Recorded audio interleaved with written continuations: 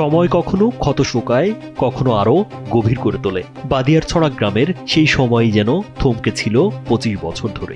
যে উঠোনে একদিন টকবগে যুবক হাসি ছড়িয়ে চলাফেরা করতেন, সেই উঠোনেই তিনি ফিরলেন, কিন্তু চুলে পাক, চোখে ক্লান্তি আর জীবনের ভারী গল্প নিয়ে। 2001 সালে হঠাৎ করেই নিখোঁজ হয়েছিলেন মোহাম্মদ কুদ্দুস মিয়ার ছেলে মোহাম্মদ রেজাউল ইসলাম। দিনের পর দিন খোঁজ করেও যখন কোনো সন্ধান মিলছিল না, তখন ধীরে ধীরে নিভে যাচ্ছিল পরিবারের আশা। সময়ের স্রোতে হারিয়ে যেতে বসেছিল একটি নাম, একটি মুখ, একটি স্বপ্ন।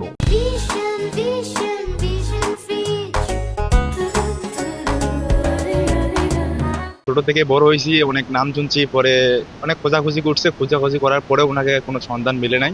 ভারতে পাচার করা হয়েছে। পরে ভারতে উনি কাজ করছে, কাজ করার পর কোনো পারিশ্রমিক দেয় নাই, ওখানে ঠিক মতো খাওয়া দাওয়া করে করায়নি ওনাকে।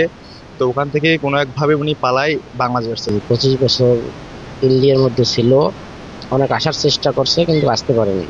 কিন্তু 25 বছর পর সেই হারিয়ে যাওয়া মানুষটি যখন আবার কুড়িগ্রামের রাজারহাট উপজেলার বাদিয়াছড়া গ্রামের মাটিতে পা রাখেন, পুরো গ্রাম যেন আবেগে থমকে যায়। পাড়া প্রতিবেশী ও আত্মীয় স্বজন সবাই ছুটে আসেন তাকে এক নজর দেখতে। আনন্দ আর বেদনার মিশ্রণে ভারী হয়ে ওঠে পুরো গ্রাম। ও বলতেছে যে আমাকে ইন্ডিয়া পাচার করছে। এখানে একটা গরিব ফার্মে কাজ করছে, মিলিটারি ফার্মে কাজ করার পর ওনার কাছে কিছু টাকা পয়সা ছিল। বিজিবির হাত পাওয়া বা বিভিন্ন ধরনের বিএসএফের হাত পাওয়া ধরে ও বাংলাদেশে আসছে। তাই ছোটকালে হেরে গেছে, এখন তাই চলে এসছে। তার এখন নিরাপত্তার মতন তুমি সরকার আমাকে সাহায্য করেন এই ছেলেটার কাছে। রেজাউল জানান, তাকে ফুসলিয়ে সীমান্ত পার করে ভারতে পাচার করা হয়েছিল। সেখানে একটি দুর্গম এলাকায় গরুর খামারে বন্দী করে রাখা হয়। দিনের পর দিন অমানবিক পরিশ্রম, কোনো মজুরি নয়, শুধু দেওয়া হতো 3 বেলা খাবার। 3-4 সালের মধ্যে আমি বাংলাদেশ থেকে ভারত চলে গেছি, যশোর। যে লরিগুলো থাকে না, বাস, ট্রাক্টর, ওই ট্রাক্টরে চলে গেছি। বাড়িতে আসি দেখি বাপ অসুস্থ হয়ে আছে, পাগল হয়ে আছে, জমি টমি কিছু নাই, বসার মতন জায়গা নেই।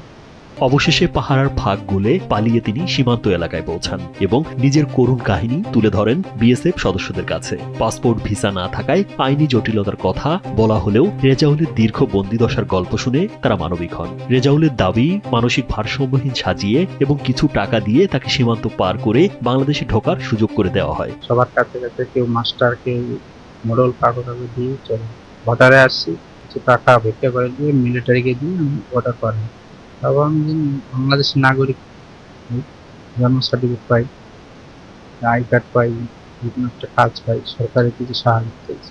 জন্ম নিবন্ধন সহ প্রশাসনিক ও মানবিক সহযোগিতার আশ্বাস দেন স্থানীয় ইউনিয়ন পরিষদের এই চেয়ারম্যান। রেজাউল নামের একটি ছেলে আজ থেকে 25 বছর আগে 10 বছর বয়সেই সে ট্রাকে করে বাংলাদেশ থেকে ইন্ডিয়াতে যায়। তো গত কয়েকদিন আগে ইন্ডিয়া থেকে আবার বাড়িতে অর্থাৎ বাংলাদেশে ফেরত আসে। আমরা আমাদের ইউনিয়ন পরিষদ থেকে তার জন্ম নিবন্ধন সহ সর্বাত্মক সহযোগিতা করার চেষ্টা করব ইনশাআল্লাহ। রাজীব বিশ্বাস, কালবেলা।